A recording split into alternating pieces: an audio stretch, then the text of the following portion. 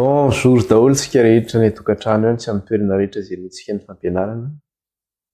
Manonona ny fahasoavan'ny tompo sy ny fiadanany ho amintsika mandrakariva. Misaotra an'Andriamanitra lehibe tsika mbola meny tombonandro mahavelona ahafahantsika mianatra sy mandinika ny bokin'ny faminaniana dia ny bokin'ny apokalipsia izany. Satria araka ny voalaza tokoa vao manomboka ny bokin'ny apokalipsia dia izao hoe fanambaran'i Jesosy Kristy izay nomen'Andriamanitra azy mba asehony amin'ny Jaona mpanompo ny zavatra izay tsy maintsy ho tonga faingana. Naniraka ny Jaona izy manambara ilay fanambarana zany amin'ny vahoakany izay handefa izany fanambarana izany amin'ny fiangonana izay vao tonga ny farany. Ka iresaka zany tsika indray amin'ity an'ity hanole lesontsika mbola amin'ilay teny hoe vavolombelona roa zany lesontsika farany teo amin'ilay apokalipsia toko faraka ambin'ny folo ny andininy fa telo zany resahantsika iny ary efa tonga teo amin'ny andininy fadimy sy ny fahenina koa ihany koa moa isika izany. Alohan'ny zavatra rehetra nefa dia manasa antsika rehetra hiaraka hivavaka ary hivavaka sika. Jehovah Andriamanitra iray io, raha ny amin'ny alalan'i Jesosy Kristy Tompo ianao, mankalaza anao zaray midery anao ary manome voninahitra anao, eny mananitra avy ny anaranao zaray hatramin'izao ka ho mandrakizay. Misaotra ray fa nomenao fotoana izay ahafahana mbola hianatra indray sy handinika ny teninao amin'ny teny ity. Eny anohy ny fampianarana ny teninao. Eny tsy efanay zany nefa ray io na amin'ny fahalalana na amin'ny fahendrena fa amin'ny alalan'ny fanainao rery ihany. Mangataka aminao sahady izay Andriamanitra ray. Aoka re Tompo ny fanainao no hiasa aminay amin'ny fahafenoana. Rotsaka aminay amin'ny fahafenoana. Ampianatra anay ny teninao, sokafo ny fonay, sokafo ny sainay, hamantaranay ny sitraponao. Mefahendreny izay ray, mefahalalana izay. Koa dia mampianara anay ray ny teninao amin'ny alalan'ny fanainao masina fa voninkaina izay mpanomponao. Eny Andriamanitra ray io. Mifona aminao ihany koa nefa izahay Tompo ny amin'ny fahotanay sy ny tsy famendrehanay rehetra. Satria raha miatrika anao izahay dia masina loatra ianao. Ary izahay nefa Tompo mpanompo tsy mahasoa ihany ary tsy matoky tao anatrehana. Ary ny fahotanay no hevitra mampisaraka anay aminao ka mampiafina ny tavanao aminay. Eny Andriamanitra ninninona hevitra mampisaraka anay aminao amin'ny fahotana izay vitanay teo anatrehana. Dia ifonanay sy ivalozanay eto anatrehanao ankehitriny ka angatana famindram-po sy famelan-keloka. Mety amin'ny teniteny foana izay mbola mivoaka ny vavanay. Mety zava-poana zavatra ratsy eny ny sofinay. Mety izay zavatra ratsy ampidirinao an-tsainay na amponay. Na izay ataonay Tompo ka ratsy eo anatrehana. Inona raha mety fahotana na tsy fahamarinana vitanay dia ifonanay aminao ka angatanay famindram-po sy famelan-keloka. Mangataka aminao izay Kristy io. Dio amin'ny ranao izay ho afa-pahotana, sasao amin'ny ranao izay Jesosy ho afa-keloka. Hamariny izay ny amin'ny ranao Jesosy io, masiny izay ny amin'ny ranao. Dia aoka ray ny fanainao na masina anay nisy tantanay amin'ny marina rehetra. Aoka eo tanany anjelinao masina ihany koa izy Andriamanitra mba tsy hisy arombaka izay ampilatananao fa hoy ny teninao manambara manao hoe anjelin'i Jehovah midobo manodidina izay matahotra azy. Aoka nay izy Andriamanitra, izy ireo hiaro anay sy tantananay. Rao tafotoana ny vato ny tongotray. Aroso izay ray amin'ny fakapanahy, amin'ny filan'ny nofo sy ny fanindriny. Tehirisy izay amin'ny fahamarinanao sy amin'ny fahamasinanao, ataovy anatinay ny fahatahorana firanao ray. Dia ampitombo eo anatinay ny fahamarinanao, anaranay izany. Masina ianao Jehovah, aoka ny ho masina ihany koa izay. Raha io, eny mivavaka izay ho an'izay tsy salama. Ao ny sepotra, ao ny areti-po, ny areti-tratra, ao ny marary vavony, ao ny areti-kibo, ao ny vai ratsy, ao ny aretina andoha na ny tension, ao ihany koa izay mety diabeta, ao Tompo ny kansera maro samihafa, ny sida, ny tazo mahery, ny covid, ny asma sy izay maro samihafa Tompo kanefa mety tsy voalazanay teto. Inona aretina mahazo ny olona tsiraray avy zay meno zao fampianarana zao na zay voalaza teo na zay tsy voalaza kanefa nivavahana tany tokantrano any teo ka Jesosy le dia kapoka taminao ne nasitrananao anay amin'izany aretina rehetra zany dia ho sitrana izahay aoka Jesosy io le dia kapoka taminao no nasitrananao anay amin'izany aretina rehetra zany dia ho sitrana izahay fa ho ianao ny dia kapoka taminao ny fanasitranana anay mamindra fo aminay tompo eo ihany koa le devoly satana zay mitondra fampahoriana ao tokantrano amin'ny lafiny fahasalamana sy amin'ny lafiny maro samihafa rehetra mitondra korotana mitondra ady raha io inona sany devoly hoentina manafika anay mandrava ny tokantranonay manimba ny fahasalamanay manimba ny fivelomanay inona sany devoly hoentina manafika anay tompo dia oka ny tsy anakery tsy anapahefana zany fa le vonona noho ny amin'ny raha zanak'ondry sy ny fofonay ny Kristy alefa ny afo mandevona satana sy ny asany rehetra ny anaran'i Jesosy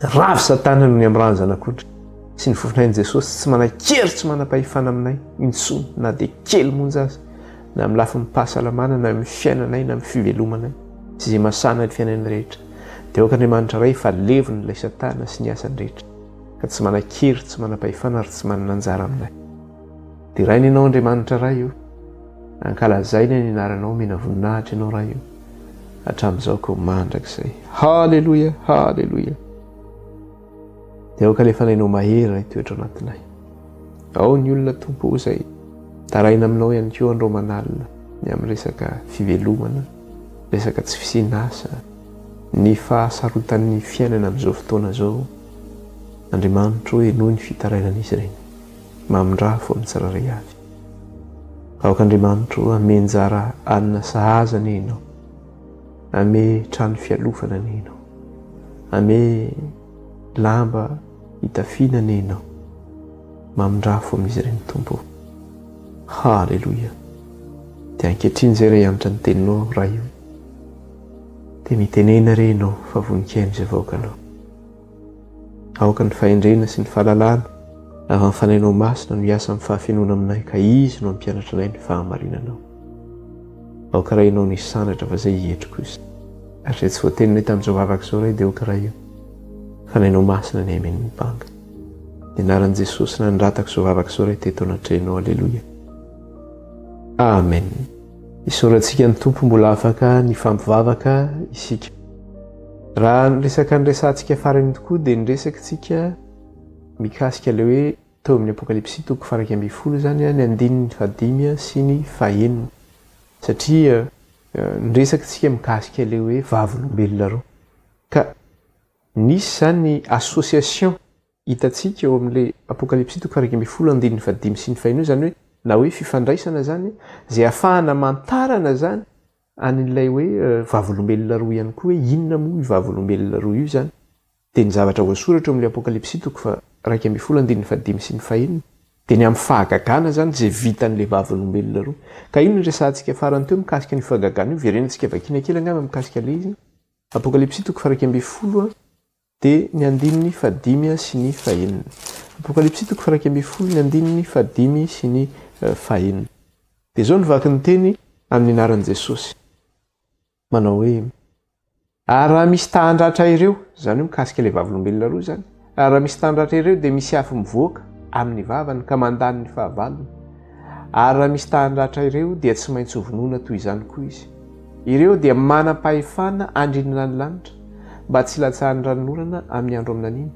ary manam-pahefana amin'ny rano koa izy ampody azo raha sy amelona ny tany amin'ny loza araka izay andro tiany naoviana zany hoe manana pouvoir zany vavolombelona roa manana fahefana izy dia inona le pouvoir hitatsika vitan'le izy dia izy ary raha misy tahandratra ireo izy dia misy afo mivoaka ao izy avy amin'ny vavany ka mandany ny fahavalony avy amin'le vavolombelona roa zany dia eo amin'le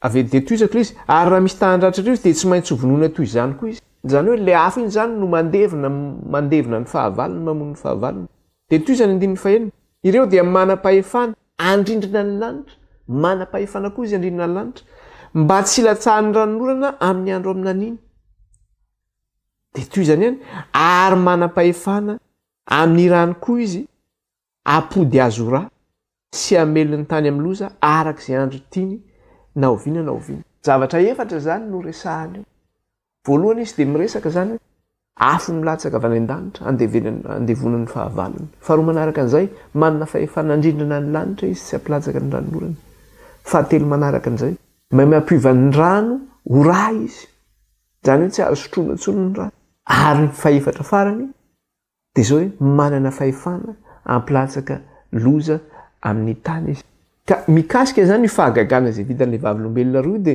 mampatsiaro atsika zany mpaminany lehibe anankiroa anatin'ny soratra masina izy io de ny mpaminany Elia sy ny mpaminany Mosesy izany zay fandresantsika moa izany tamin'ny farany fa mamitana le fotsiny zany tsika satria le fahagagana zay vitan'le vavolombelona roa zany de zao hoe ireo mpaminany lehibe anankiroa reo no nanao an'ireo fahagagana reo de efa nresantsika teto mikasika an'izay hoe inona ny fahagagana nataon'ny Mosesy fahagagana nataon'ny Mosesy de zao hoe nampiova rano ho ra ary nampilatsaka ireo loza tamin'ny tany de hitantsika tao anatin'izay le fahagagana nataon'Andriamanitra zany tamin'ilay loza folo tao amin'ny tany Egipta satria hitantsika tao daholo zany reo fahefana ireo zany hitantsika tao anatin'izany loza folo zany mikasika le hoe ny rano niova ho ra ny sahona zay niakatra teny amin'ny tanànany tany Egipta ny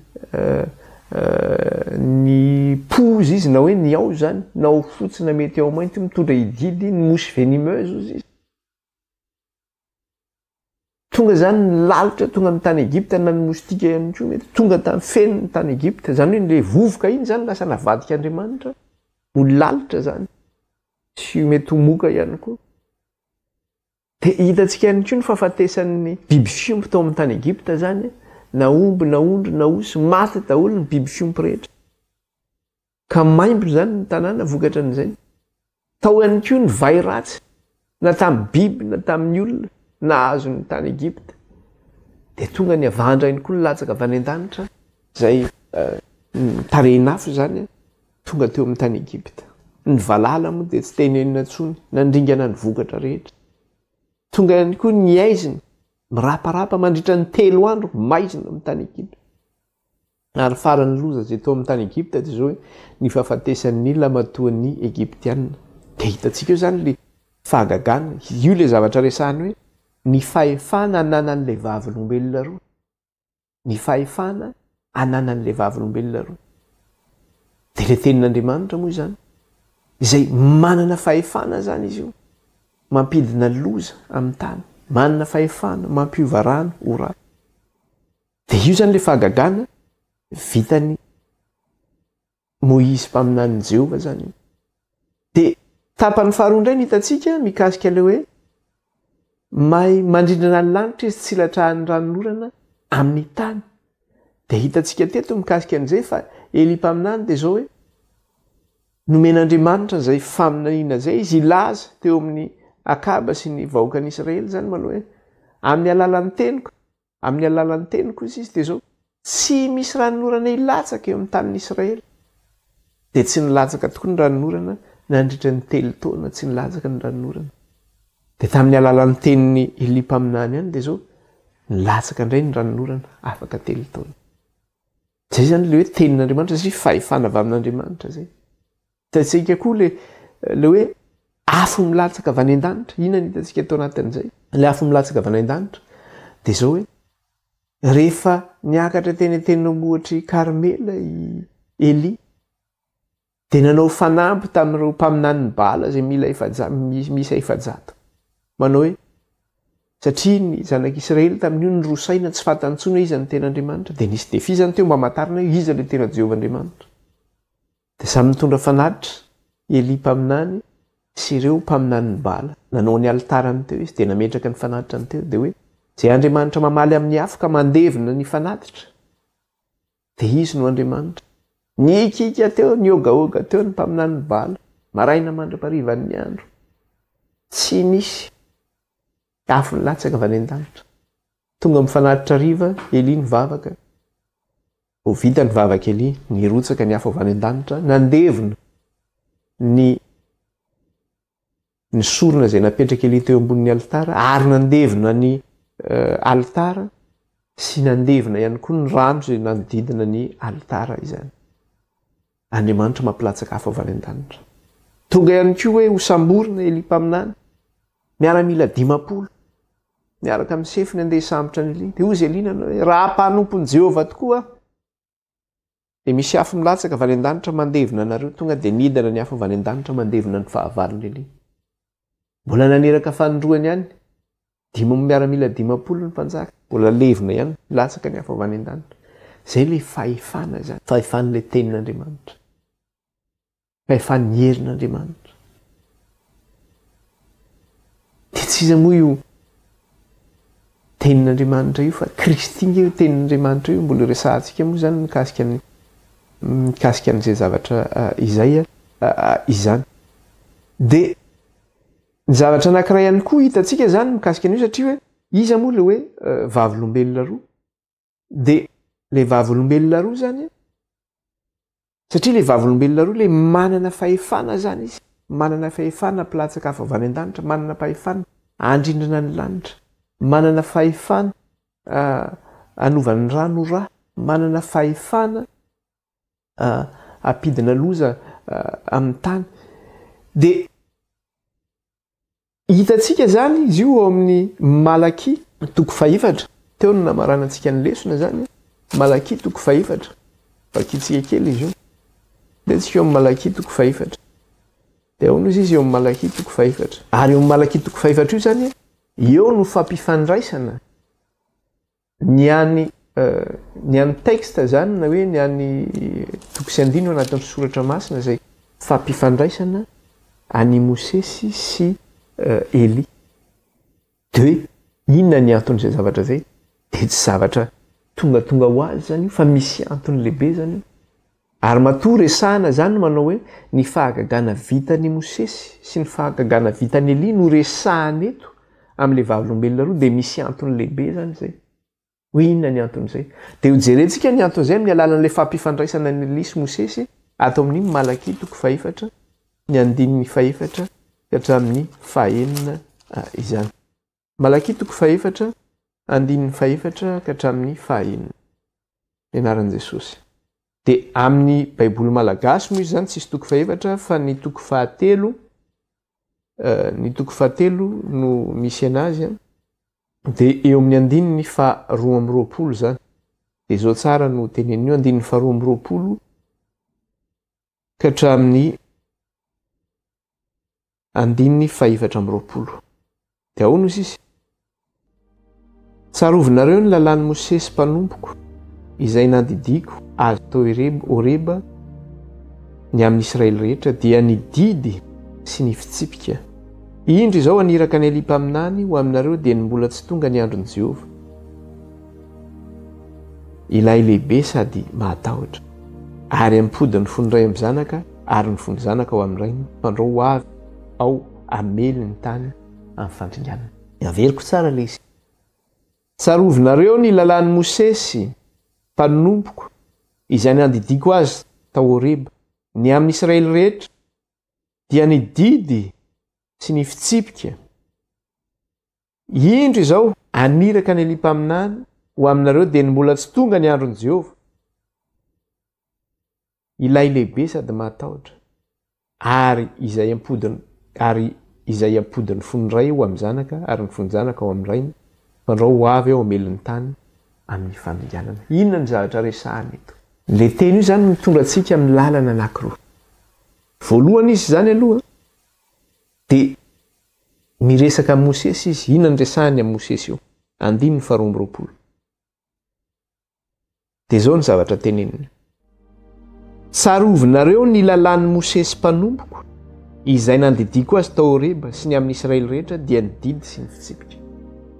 Tsarovinareo izy ny lalàn'ny Mosesy mpanompoko izay nandidiko azy tao Horeba ny amin'ny Israely rehetra dia ny didy sy ny fitsipika. Zany hoe eto zany le direction anankiray na lalana anankiray izay tondrana. Izay tondranantsika zany amin'ity teny ity dia zao hoe mitondra atsika ny amin'ny lasa zany izy ity. De inona moa ny lasa zay resahana io? Fa mitondra atsika mamerina atsika ny amin'ny lalàn'i Jehova zany. Mamerina atsika ny amin'ny lalàn'i Jehova, any amin'le lalàn'i Mosesy. Ka raha vao miresaka zany ianao le hoe lalàn'i Mosesy, de inona ny zavatra resahana amin'izay? Izany hoe Mosesy zany eto de maneho n'inona? Maneho ny testamenta taloha. Mosesy de maneho ny testamenta taloha.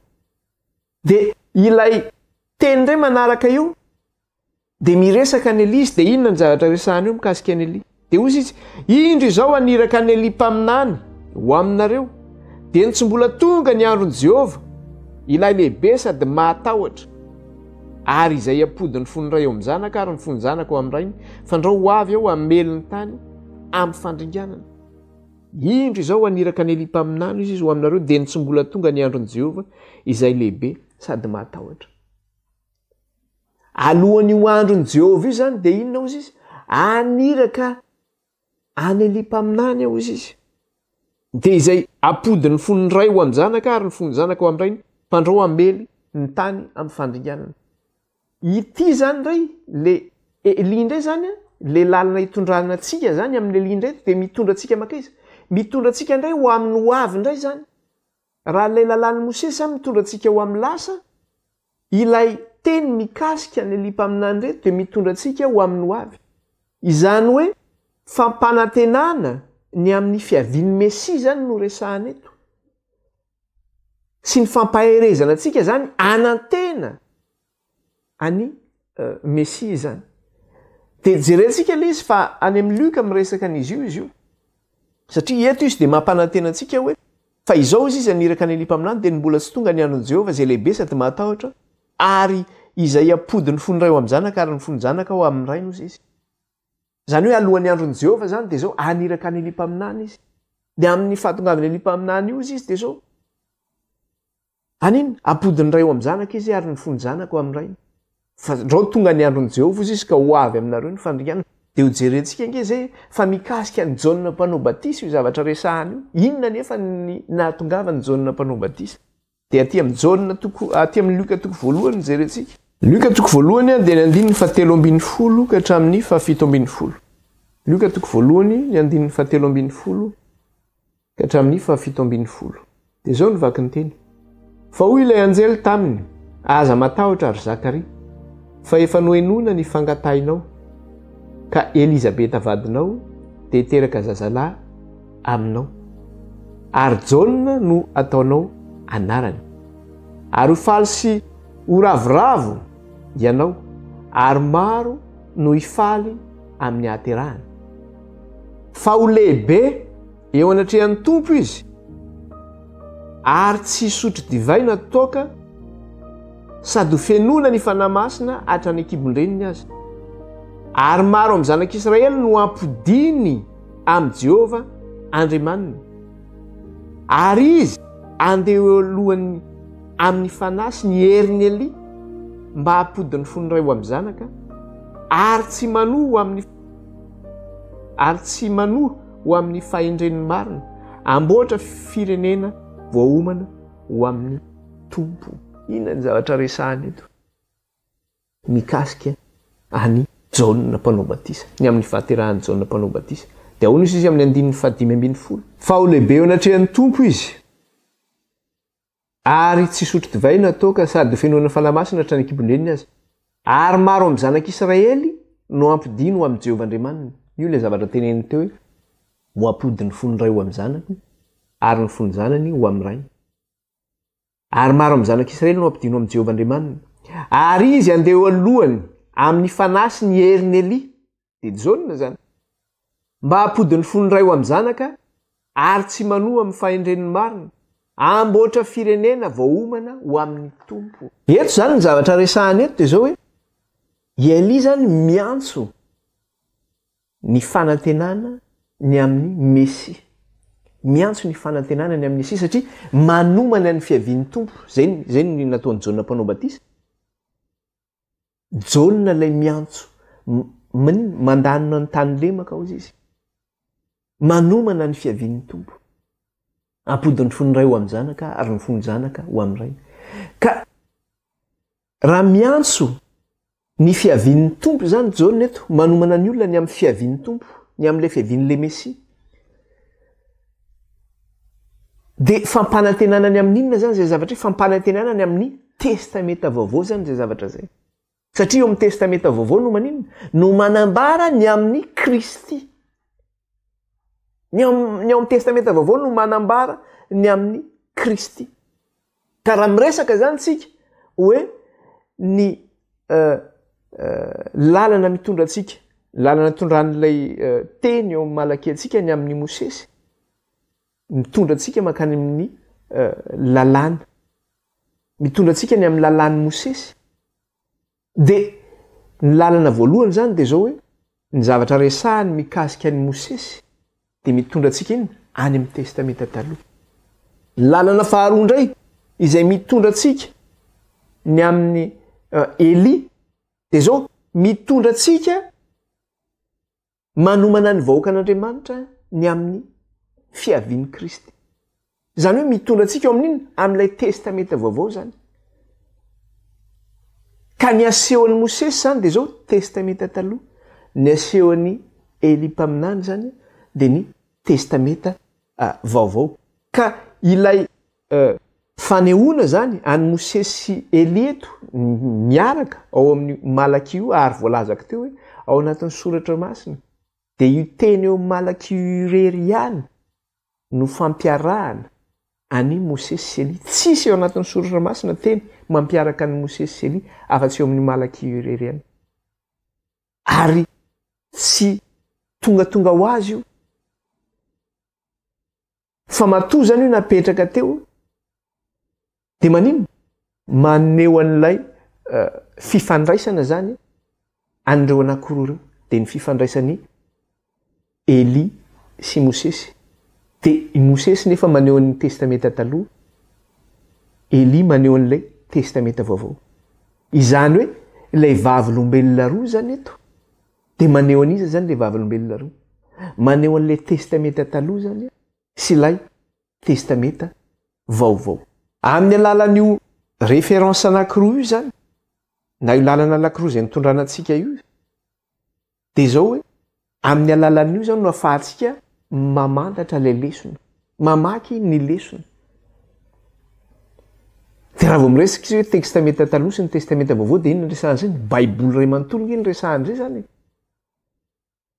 de ny olona nefa zany miezaka manasaraka any testameta vaovao sy ny testameta taloha aty amin'ny apokalipsy indray refitsika de inona zavatra tsika tsy misaraka lay testameta vaovao na ny testameta taloha fa mbola voatsipika indray toy ny fiarahan'lay testameta vaovao sy ny testameta taloha zavatra tsy azo sarahana zany reo fa miaraka reo de raha mijeritsika de zao hoe raha tsy nisy ny testameta taloha izay manambara ny fiavian'ny Kristy ary mametraka ny rafitra ara-pivavahana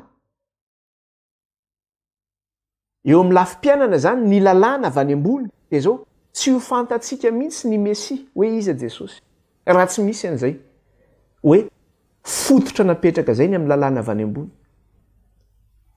manambara ny amin'ny Kristy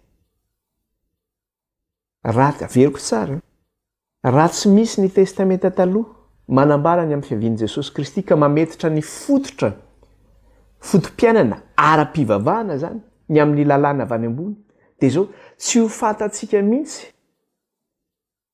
ny mikasika ny amin'ny Kristy ary tsy ho fantatsika tsy ho azotsika ny afatra zay netiny na ahafahantsika hoe ahoana ny fomba ndraisantsika n'izany raha tsy nisy koa ny testameta vaovao de zao tsy ho tanteraka ny faminaniana voalaza ny testameta taloha ary tsy ho azotsika ny lalana hitondran'ny lalàna avy any ambony mikasika an'izay zavatra zay averiko tsara le izy teo zany raha tsy misy ny testameta vaovao zany manantanteraka voalaza ny faminaniana mikasika ny testameta taloha ka mampafantatra atsika ny hevitry ny na ny alalin'ny lalàna avy any ambony de zao tsy ho fantatsika na ho azotsika ny rafitra zay napetraka teo amin'ny Israely tany aloha de ohatra ny lalàna momba ny taberkina kely zany na ny lalàna zay omena tany amin'ny testamenta taloha tsy ho azontsika koa ny hevitra n'izay rafitra napetraka zay teo amin'ny testamenta taloha ny amin'ny fitondranantsika makany amin'ny Kristy satria fantatsika tsara fa ny lalàna zay napetraka tany amin'ny testamenta taloha na ny rafitra ara-pivavahana zay napetraka tany amin'ny testamenta taloha dia mitondra antsika makaiza daholo mitondra antsika makany amin'ny Mesia avokoa reny zavatra reny ka raha ohatra zany ka tsy nisy reny dia tsy fantatsika mikasika ny Mesia mikasika ny zavatra zay na hoe inona ny tena hevitry ny fahatongavan'ny Mesia mikasika an'izay raha isika fotsiny ohatra makasika hoe ny sorona zay naterina teo amin'ny tempolo maneho ny amin'ny Jesosy Kristy ilay sorona ho fanavotana ho antsika tsy ho fantatsika ny rafitra mikasika an'izay zavatra zay akoatran'izay zavatra zay nefa dia zao hoe akoatran'izay voalazantsika teo zay nefa dia zao hoe ny sary asehon'ilay vavolombelona roa zany dia zao hoe miatra amin'ny vahoakan'Andriamanitra izay mampita ilay vavolombelona roa na le hoe soratra masina izany ny sary asehon'ilay vavolombelona roa dia maneho an'ilay vahoakan'Andriamanitra izay mampita ilay tenin'Andriamanitra zany voalaza amin'ilay vavolombelona roa dia ny soratra masina ray manontolo izany ka inona moa ny zavatra hitan'ny Jaune eto e raha miresaka tsika eo amin'ilay apokalipsy toko faraky ambin'ny folo raisitsika raha miresaka tsika eo amin'ilay apokalipsy toko faraky ambin'ny folo vakitsika kely andininy faraky ambin'ny folo andininy fahatelo verentsika kely mikasika an'izy io dia ahoana izy izy satria ilay ny sary asehon'ilay vavolombelona roa zany dia maneho an'ilay vahoakan'Andriamanitra zay mampita ny afatra zay ao anatin'ilay vavolombelona roa dia zao ny teneniny eo amin'ilay apokalipsy toko faraky ambin'ny folo ny andininy fahatelo ahoana izy izy apokalipsy toko faraky ambin'ny folo andininy fahatelo dia zao ny teneniny eto manao hoe ary omeko hery ny vavolombeloko roa ka aminany 700 amberivoandro sady tafy lamba fisaonana omeko hery izy izy ny vavolombeloko roa aminany 700 amberivo andro izy sady tafy lamba fisaonana io vavolombelona roa tsy maminany rery tsy mandehandeha rery miteny io fa zay le zavatra tenenina teo hoe ny sary asehon'ilay vavolombelona roa zany dia maneho an'ireo vahoakan'Andriamanitra mampita ny afatra ao anatin'io vavolombelona roa io dia ilay vahoakan'Andriamanitra zany lasa peuple prophète na hoe vahoaka mpaminany zany mitondra ilay afatra dia ny zavatra hitan'ny Jaune satria mitohy ilay vakiteny manao hoe verena vakiny ilay vakiteny dia ozy izy hoe ary omeko hery ny vavolombeloko roa ka aminany 700 amberivoandro izy sady tafy lamba fisaonana ozy izy zany hoe mandritra n'ilay 700 andro zany ilay vavolombelona roa dia manina mitafy lamba fisaonana ka ny zavatra resahany eto zany dia zao hoe inona ny zavatra hitan'ny Jaune satria ilay vahoakan'Andriamanitra mitondra le teny zany no maninona no tratran'ny fanenjehana ny tratran'ny fampijaliana ny tratran'ny fampahoriana ka zay ny zavatra hitan'ny Jaune zany hoe lehilahy sy vehivavy mpanompon'Andriamanitra mijaly noho ny amin'ny tenin'Andriamanitra ny fampahoriana sy ny fanenjehana zay mahazo azy ireo ka raha miteny izy zato hoe mitampy lamba fisaonana zany dia zao hoe nandritra ny 700 andro dia nisy fahenjehana mahery vaika zany nahazon'ny kristianina nisy famonoana nisy fampijaliana satria sakanana ny tsy ampitana ny vavolombelona roa na fenina mihitsy zany vavolombelona roa zany tsy natao fantatry ny olona ka zay samy laza ny vavolombelona roa zany dia fampahoriana sy fampijaliana ny mahazo anazy fanagadrana famonoana ho faty ny mahazo azy dia nandritra n'izay 700 taona zay satria le 700 andro manome 700 taona arabaky teny 700 andro ara-paminaniana manome 700 andro 700 taona azafady zany hoe nandritra le 700 taona zany dia zao hoe fanenjehana mahery vaika nahazon'ny kristianina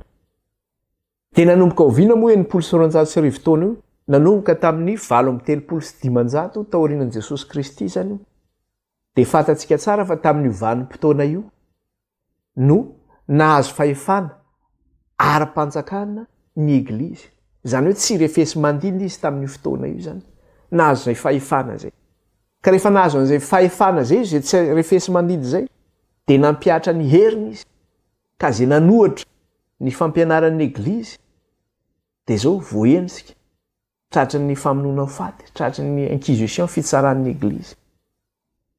Izy io nefa tapitra tamin'ny taona oviana izy io, tapitra ny fahataperan'ilay 900 taona zany tapitra tamin'ny 1798 na 770 na hoe 1798 nanomboka tamin'ny 538 zany izy io ka nefara tamin'ny 1798 dia maninona no ny farany fampijaliana sy fampahoriana io tamin'ny 1798 satria tamin'io fotoana io no niozongozona ny fahefan'ny eglizy ka tapitra teo ny fahefan'ny eglizy zany tsy nanana fahefana ntsony ny eglizy. Dia raha mijerytsika ny ara-tantara dia inona ny zavatra nisy nandritra n'izay viavanimpotoana zay verena kely izy teo zany. Ny vavolombelona ny filazantsara zany zay nitondra ny filazantsara io dia zao nofatorana izy ireo, nogadraina izy ireo, novonoana izy ireo tratran'ny tribonalin'ny eglizy izy ireo ratsona hoe ny inquisition. Ka zany inquisition zany dia mitondra inona zany? Mitondra fanagadrana izany, mitondra famonoana ho faty izany, mitondra fandoroananao ianao velona iny zany, dorana velona ianao, na ihany koa tapahan-doha ianao. Ary tao anatin'ny eglizy, raha tao anatin'ny eglizy no jerena dia zao hoe ny pretra ihany no afaka mamaky ny baiboly. Fa ny vahoakan'Andriamanitra tsy mahazo mamaky ny soratra masina. Satria ny zavatra tena tenena tamin'izany mihitsy dia zao hoe satria tamin'ny fanavaozana ara-pivavahana zany, ohatra zao ry Martin Luther ny teny hoe tsara mahalala ny soratra masina ny vahoakan'Andriamanitra. Dia rehefa noentina karazana ohatrany hoe tamin'izay mbola tsy notsaraina zany Luther fa ny convoquena na mpanatsoana ohatrany hoe obedena zany ny amin'ny zavatra nataony. Dia ny zavatra tenen'ilay kardinaly tamin'ny Luther dia zao hoe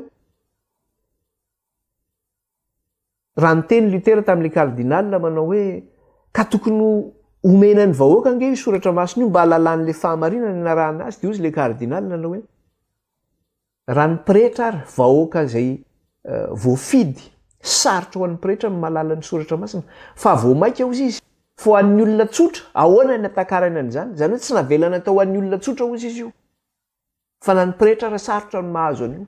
Ny pretra ihany no manana an'izay fahefana zay zany ahalala ny zavatra voasoratra ny soratra masina sy andika ny hevitry ny soratra masina fa ny olona tsotra tsy mahazo mandray ny zavatra voasoratra ny soratra masina.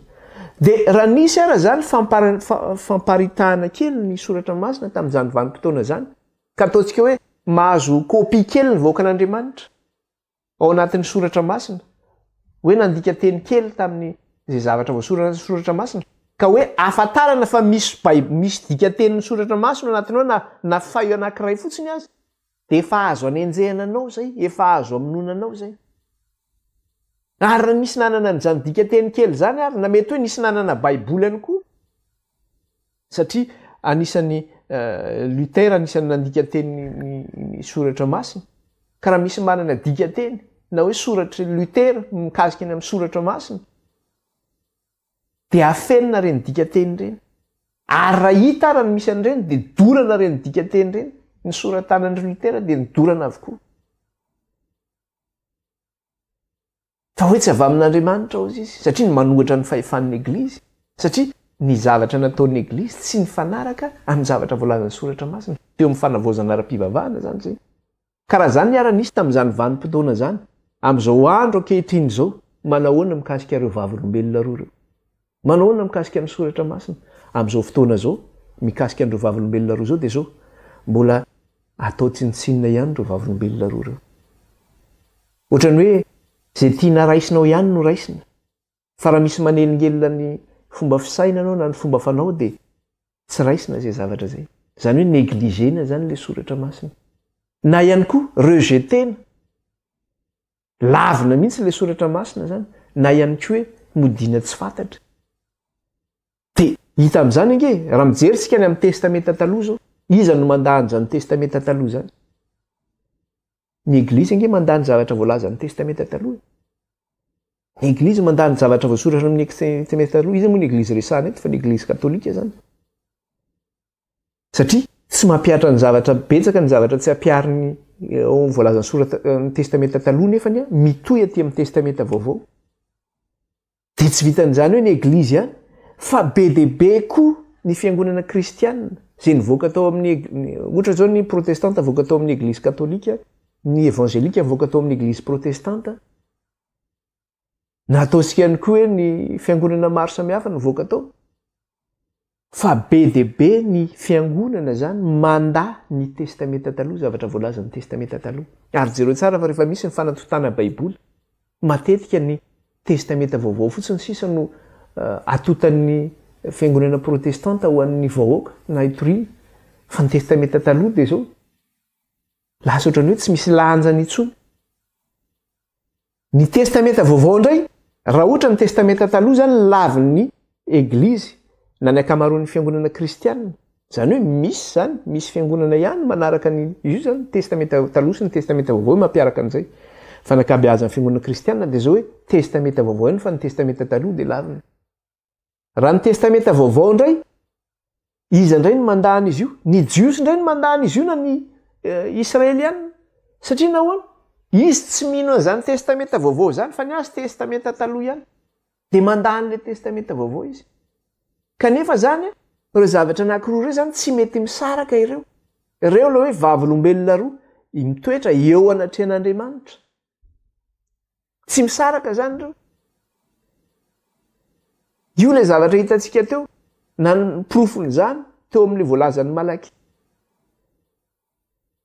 Ny mamerina antsika ny any amin'ny lalàn'ny Mosesy izy ary mitondra antsika ny amin'ny Kristy dia ny amin'ny testamenta vaovao izany. Zany hoe zavatra tsy mety misaraka zany ireo. Ka ny fandavana zany ny anankiray amin'izy ireo na ny testamenta taloha na ny testamenta vaovao dia zao mitondra antsika ho amin'ny inona zany zay zavatra zay. Raha voalavintsika zany ny fiarahan'ireo testamenta taloha sy ny testamenta vaovao ireo satria zavatra tsy azo sarahana zany ireo. Raha ohatra hoe ny jiosy mandany testamenta vaovao na hoe ny kristianina mandany testamenta taloha dia inona zavatra misy? Mitondra antsika zany zay zavatra zay ho amin'ny déformation. Lasa manao interprétation tsika amin'ilay tenin'Andriamanitra. Nefa ohatra zao amin'ny testamenta vaovao misy teny voalaza dia zao lasa interprétation n'olombelona ny ilazany an'iny. Nefa ny zavatra voalaza amin'ny testamenta vaovao dia zao any amin'ny testamenta taloha nefa iny efa voazava fa misy continuité ilay izy, misy fitohizana ilay izy mankany amin'ny testamenta vaovao. Ka raha ohatra zany tsika mandà ny fiarahan'ilay testamenta taloha sy ny testamenta vaovao dia mitondra antsika zany amin'ny fandikana diso zany na fandikana vilana zany ny voalaza ny eo amin'ny testamenta vaovao. Tsy vitan'izany fandikana vilana ihany fa lasa maninona mihitsy?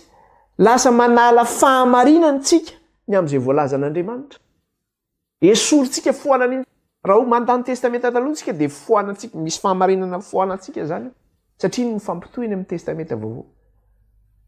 Raha mandray ny testamenta taloha fotsiny koa tsika ka foanana ny testamenta vaovao dia manaisitra ilay fahamarinan'Andriamanitra koa tsika amin'izay fotoana izay.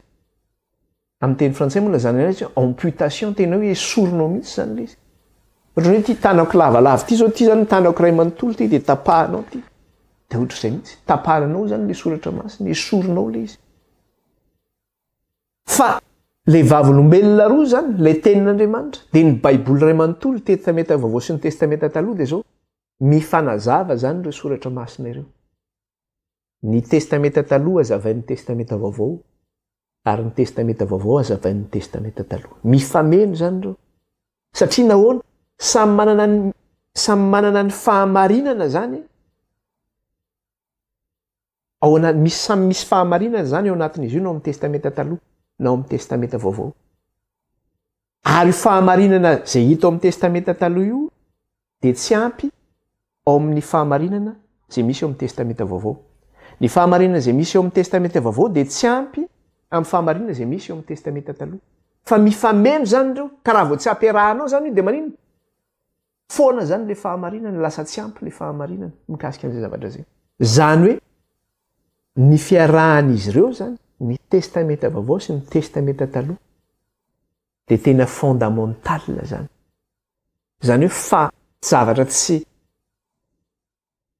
zava-dehibe loatra zany reo ka tsy ahazonao sarahana zany reo zavatra reo ary mazava ho azy fa ny boky ny apokalipsy izy azavaintsika nke dia zao raha tsy misy ny testamenta taloha dia tsy voazava io boky ny apokalipsy io satria ny bazin'ny boky ny apokalipsy dia nino ny testamenta taloha mba hafana zany manazava ny boky ny apokalipsy dia tsy maintsy miainga any amin'ny bazy any amin'ny testamenta taloha zany ianao ka raha tsy misy ny boky ny Daniel dia zao hoe tsy mazava zany ny boky ny apokalipsy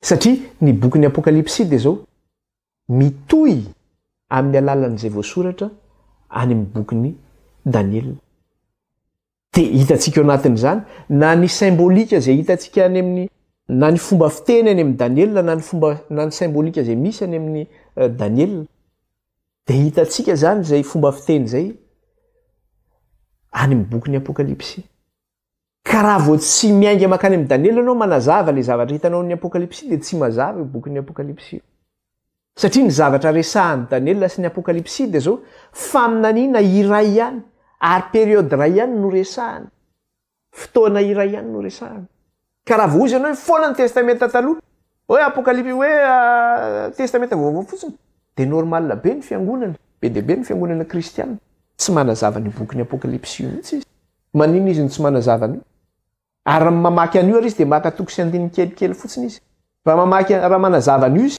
ao anatin'ny adiny ray dia vita ny fampianarana boky ny apokalipsy io satria tsy hitany zay ao ambara amin'io fanao satria nahoana ny testamenta taloha no manazava an'io raha vao tsy miainka any anao dia tsy mazava zany boky ny faminaniana io izany to izantsika raha le lesona zany aty amin'ny apokalipsy toko faraky amby folo ndratsika dia ny andininy fahafito apokalipsy toko faraky amby folo andininy fahafito ka hatramin'ny fahasivy dia zao nivaky ny teny amin'ny anaran'i Jesosy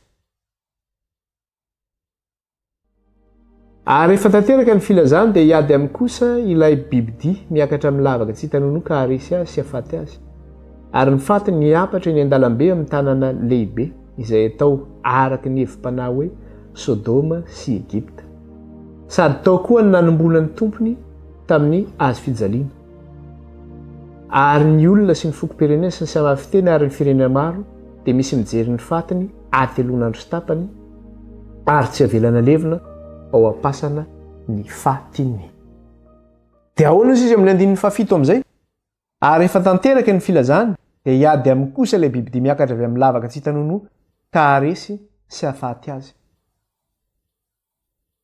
afaka inona ny tapitra ilay filazan'ilay vavolombelona roa rehefa afaka ilay telo andro sy tapany izany zany hoe rehefa afaka 990 andro na hoe 990 taona dia inona ozy izy ny zavatra resahany teo dia fantatsika tsara fa araka ilay teneniny teo dia hoe hiady amin'ny kosa ozy izy ilay bibidia hiakatra avy amin'ny lavaka tsy hitanono ka haresy sy hafaty azy eo zany le hoe ny famonoana araka ilay nyresantsika teo hoe ny famonoana ny kristianina ny famonoana ny réformateur ilay mpanavoaram-pivavahana nandritra n'ilay 990 taona efa nyresantsika be teo iny fa tsy miresaka nintsony zany tsika dia ny zavatra nisy anefa dia ity taiza ny toerana izay namonoana sy nampahoriana an'reto vahoaka an'Andriamanitra reto dia verenantsika vakina le andininy fafito sy ny fahavalo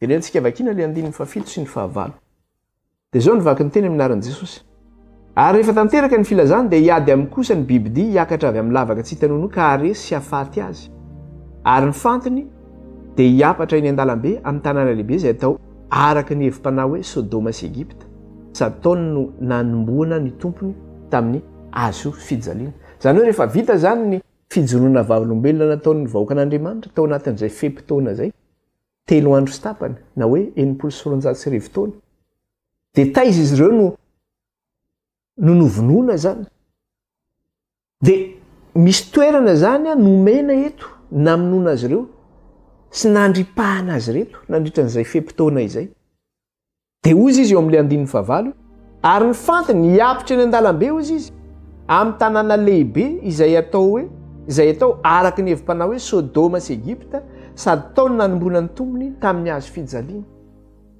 Le toerana zay resahana eto zany misy heviny ara-panahy zany io toerana io zay namonoana ny kristianina.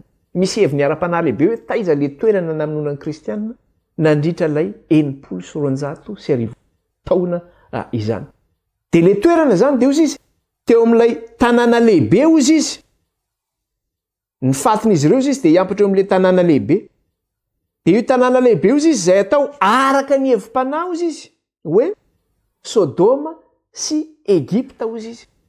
Zany hoe le tanàna lehibe io zany de amin'ny hevim-panahy ozy izy antsoina hoe Sodoma sy Egypta. Raha miresaka ireo toerana anankitelo ireo nefa tsika eo anatin'ny soratra masina. De manao raha eo amin'ny tantara zany ny soratra masina ny jerena zany de misy heviny ara-panahy lehibe tokoa izy io. Voalohany zany aloha tsika de miteny le hoe tanàna lehibe. Iza moa tanàna lehibe zay resahana io? Hoe ny fantin'izy ireo de hiapatra ozy izy eo amin'le tanàna lehibe. Le tanàna lehibe zany maneho n'izy, maneho an'ny Babilôna io tanàna lehibe io satria raha vao miresaka tanàna lehibe no amin'ny bokin'ny Apokalipsy na hoe la grande ville ozy izy amin'ny teny frantsay. De Babilôna zany no resahana amin'izay fotoana zay. Zany hoe ny fatin'ireo kristianina ireo zany de hiampatra eo amin'le tanàna lehibe eo Babilôna. De jereo fa aty amin'ny Apokalipsy 4:15 izy miresaka an'izay. Apokalipsy 4:15 miresaka le hoe iza moa io tanàna lehibe io zany fa Babilôna io tanàna lehibe io. De zao ny teneniny Apokalipsy 4:15. De zao ny teneniny eto.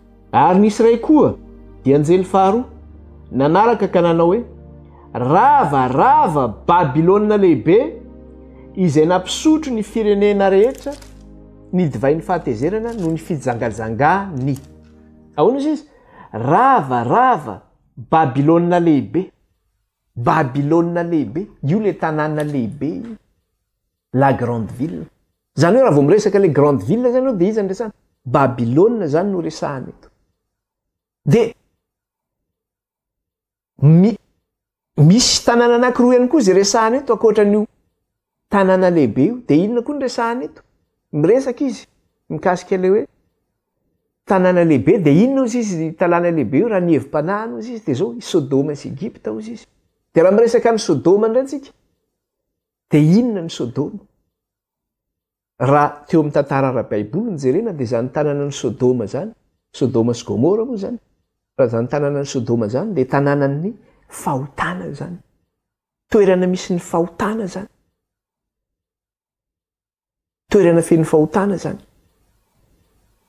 De io tanàna feno fahotana io nefany hitatsika izy io any amin'ny Genesis no ahitantsika an'izay. Genesis 7:20. Genesis 7:20. De tsika any amin'ny Genesis zany jery kely an'izay. Genesis 7:20. De vakitsika ny 20. Ary hoy Jehova, ny fitarainan'ny Sodoma sy Gomora dia lehibe tokoa, ary ny fahotany dia mavesatra indrindra. Ny fitarainan'ny Sodoma sy Gomora ozy izy dia lehibe tokoa, ary ny fahotany dia mavesatra indrindra. Ny fahotany ozy izy dia mavesatra indrindra. Izany hoe ity tanànan'ny Sodoma ity zany dia zao tanànan'ny fahotana ity tanànan'ny Sodoma ity. Tanànan'ny fahotana ity tanànan'ny Sodoma ity. Raha miresaka tsika teo hoe le grande ville na hoe lay hoe tanàna lehibe dia maneho an'izy maneho an'ny Babilôna iny. Zany hoe le Babilôna lehibe zany. Io Babilôna lehibe io raha vao miresaka tsika Babilôna lehibe eo amin'ny bokin'ny Apokalipsy dia maneho an'izy le Babilôna lehibe io. Maneho an'ilay fisandohana an'Andriamanitra na le hoe usurpation de Dieu. Zany hoe fisandohana an'Andriamanitra zany. Raha vao miresaka ianao hoe Babilôna tanàna lehibe dia ny hevitra an'izay dia zao fisandohana an'Andriamanitra zay na hoe usurpation an'Andriamanitra. Raha miresaka indray ianao Sodoma tanànan'ny fahotana dia hoe ny fahotana izy dia tena mavesatra indrindra. De maneho an'izy indray nefa zay Sodoma zay zany hoe tanànan'ny fahotana zay maneho an'le dégradation morale zany zay hoe raha ny ara-moraly de tena potika ny ara-moraly ny mponina ny Sodoma. Inona zany potika ara-moraly eo Sodoma zany? Resaka ohatra ny hoe mangalabadin'olona, resaka favetavetana isan-karazany, resaka finanana zava-mahadomelona, resaka karazana mety fahotany, resaka mety ho fandikan-dalàna zany sy faharatsiana rehetra, zavatra maharikoriko rehetra, fiarahany lasiny vavy sy ny sisa ao daholo. Zany hoe dégradation morale zany hoe ny ara-moraly zany potika tanteraka. Zany hoe resaka fanajana ray aman-drenina, ny fanajana volofotsy zany tsisy tsony zany. Tena hoe tsisy ara-moraly zany ny mponina any Sodoma zany, tanànany fahotana. De tsy vitan'izay hoe resaka hoe ara-moraly zay tena hoe potika tanteraka. Fa izy koa zany de zao hoe mignorer an'Andriamanitra. Manao an'Andriamanitra ohatran'iny? Ohatran'ny hoe tsy misy Andriamanitra. Tsy mirarahan'Andriamanitra zany izy, tsy mirarahan'Andriamanitra. Zany hoe olona tsy mirarahan'Andriamanitra zany ny mponina ny Sodoma. Izy tena feno fahotany ara-moraly, izy tsy mirarahan'Andriamanitra zany. Fahatelo, inona ny zavatra resantsika ihany koa? Egypta ozy izy. Egypta. Satria miresaka izy teo hoe ilay tanàna lehibe ozy izy, de ny heviny ara-panahy ozy izy Sodoma sy Egypta ozy izy. De raha vao miresaka tsika an'le hoe Egypta, de izy andray le Egypta. Ny dikan'le hoe Egypta indray de manao ilay manohatra an'Andriamanitra. Ilay manohatra an'Andriamanitra. Zany hoe ny Egypta zany tena manohatra an'Andriamanitra izy. Jerentsika ty amin'ny Exodosy aty raha mijery tsika. Tantaran'ny Egyptianina, ny amin'ny Pharaon zany, ny amin'ny Pharaon. Exodosy 7 ny 5:12. Exodosy 7 ny 5:12. Izy zany tena manohatra an'Andriamanitra izy ary manahaka an'ny olona izy tsy hanompo an'Andriamanitra. Zay zany ny Egypta, manohatra an'Andriamanitra sady manahaka an'ny olona tsy hanompo an'Andriamanitra. De jereo tsara zao ny teneniny ato amin'ny 5:12. Ahoana izy izy? 7 5:12. Dia lazao aminy hoe, zany hoe lazao amin'ny Pharaon zany, mpanjakan'ny Egypta. Lazao aminy hoe Jehovah Andriamanitry ny Hebreo no naniraka ahy hankaty aminao anao hoe alefasy ny oloko mba hanompoany ahy any anefitra. Fa indro tsy niaino ianao mandraka ankehitriny. Fa indro tsy niaino ianao mandraka ankehitriny izy. Andriamanitra miteny hoe alefo mivoaka Egypta ny oloko izy hanompo any anefitra. Fa indro ianao tsy niaino izy mandraka ankehitriny. De manino izy ny tsy niaino? Satria tena manohatra an'Andriamanitra izy ary tsy vitan'izay feo amin'ny 9:12 de ahoana izy? 9:12 satria nalefa an'Andriamanitra ny loza ho an'ny Egyptianina mba ho tsapan'ny Farao hoe zano Andriamanitra. Kanefa Farao manino? Nanamafy ny fony izy, manohatra an'Andriamanitra. 9:12. Fa noho nitan'ny Farao fa nisy iainana dia nanamafy ny fony izy ka tsy mba niaino azy mirahalahy dia arak'izay efa nolazain'i Jehovah. Nanamafy ny fony izy. Zany hoe Egypta zany de zao hoe manohatra an'Andriamanitra izy, manahaka an'Andriamanitra, manahaka an'ny vahoaka izy tsy hanompo an'Andriamanitra ary manohatra an'Andriamanitra izy. Manamafy ny fony izy, tsy haino an'Andriamanitra. De ny Egypta manino? Maneo an'iza ny Egypta zany? Maneo an'le hoe négation de Dieu. Na hoe le tsy fisian'Andriamanitra hoe tsy misy zany Andriamanitra zany. De iza moa le manao an'izay hoe tsy fisian'Andriamanitra zany? Le intellectuel amin'izao tontolo zao. Sy zao tontolo zao. Le manao hoe tsy misy zany Andriamanitra zany, science ny ambony. La république ny ambony. La raison no mitondra ny fahalalana sy ny fahendrena no mitondra. Tsy misy zany Andriamanitra zany. Ahoana ny fisian'izao tontolo zao? Avy amin'ny alalan'ny Big Bang ny misy zao tontolo zao. La négation de Dieu, fandavana an'Andriamanitra tsy misy zany.